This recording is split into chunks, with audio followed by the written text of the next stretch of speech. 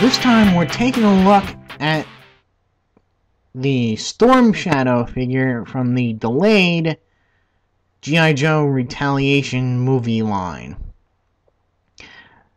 Now, I've heard about the reduction of a lot of the quality and this sort of the standards that we've been used to before in the Hasbro figures. And I was really not too eager about that when I heard that these figures were going to have that happen to them, because I was kind of looking forward to the way the Cobra Commander looked, the Roadblock, and some of the other figures.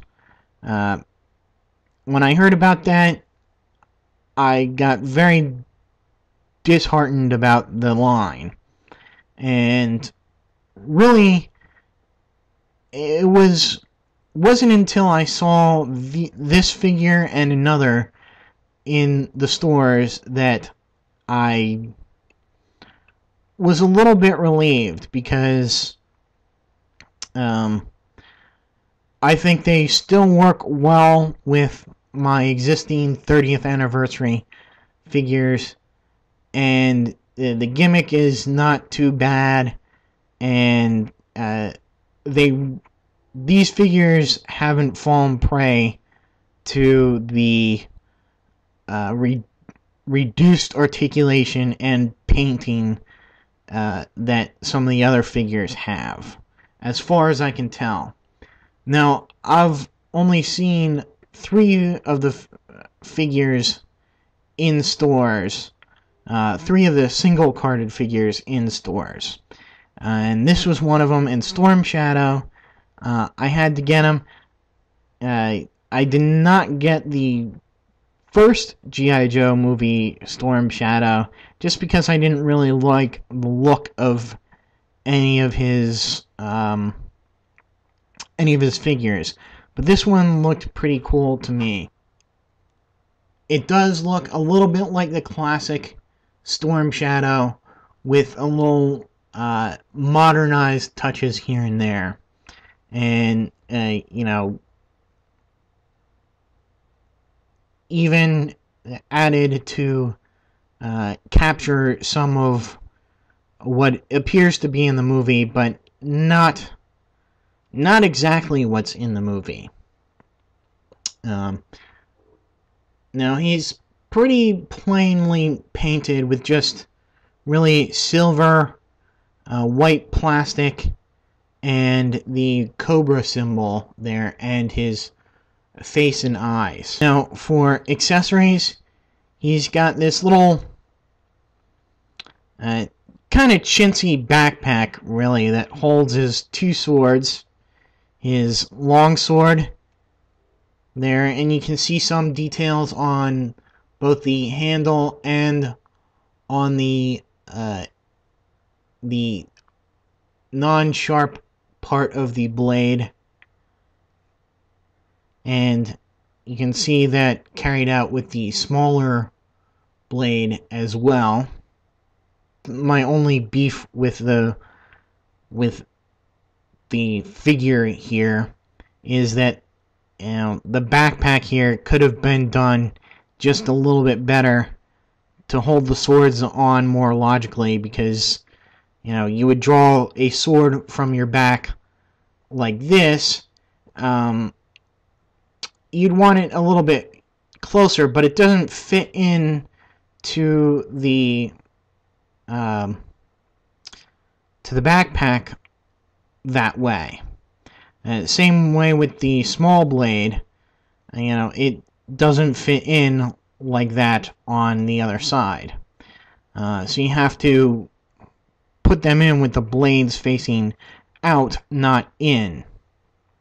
And I think that's kind of backwards, but that's just me. Now, articulation, like I said, he really doesn't fall prey to the reduced articulation from what I can tell. His head goes up and down, left and right, all the way around.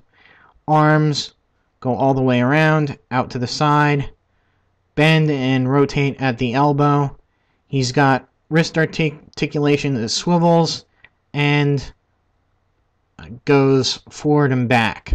And you might notice the little clear plastic tie or band is still in there, and that's to help him hold the shorter blade.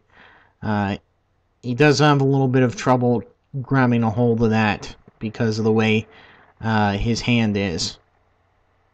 But both hands have that swivel and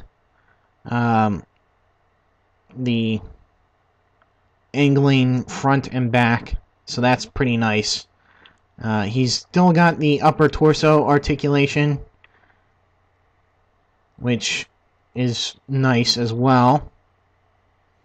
Legs are pretty standard for G.I. Joe. Forward, back, out, to the side.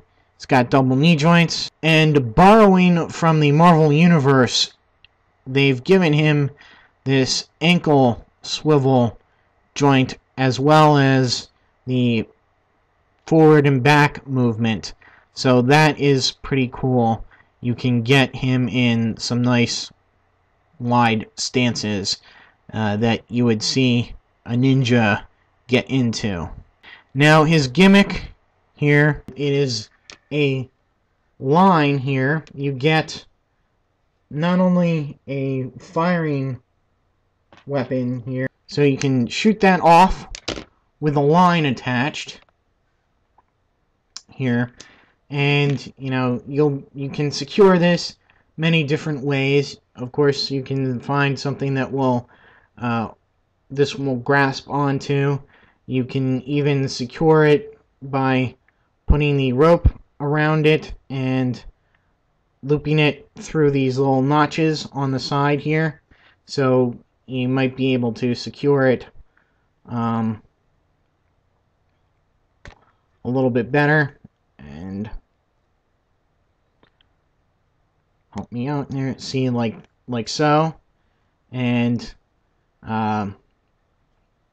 you could also just use the little soft plastic carabiner here to hook on to various things, and it's pretty solid. It will bend a little bit, but you can see there that they also give you lots and lots of string, over 5 feet, or about 5 feet, like they say on the package. And to use the little sliding gimmick here, you just sort of slip that onto there, over the clip there,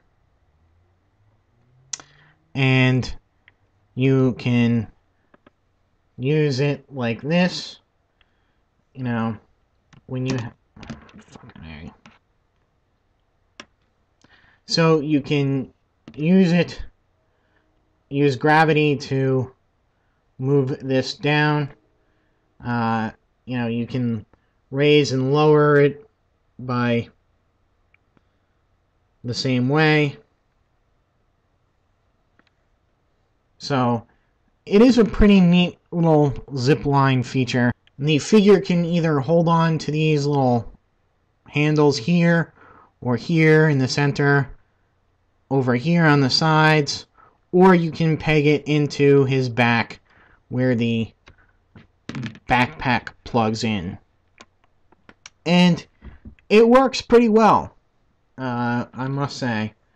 Not a big fan of it, but at least it works the way it's supposed to. And oftentimes these zipline features don't really work all that well. But this one, I think kids will probably have fun with it. Maybe even collectors will pose the figures can pose figures with it. But as gimmicks go, it's not one of the worst ones. I guess that'll be it for Storm Shadow. And next time we'll be taking a look at the snake eyes. So until then, see ya.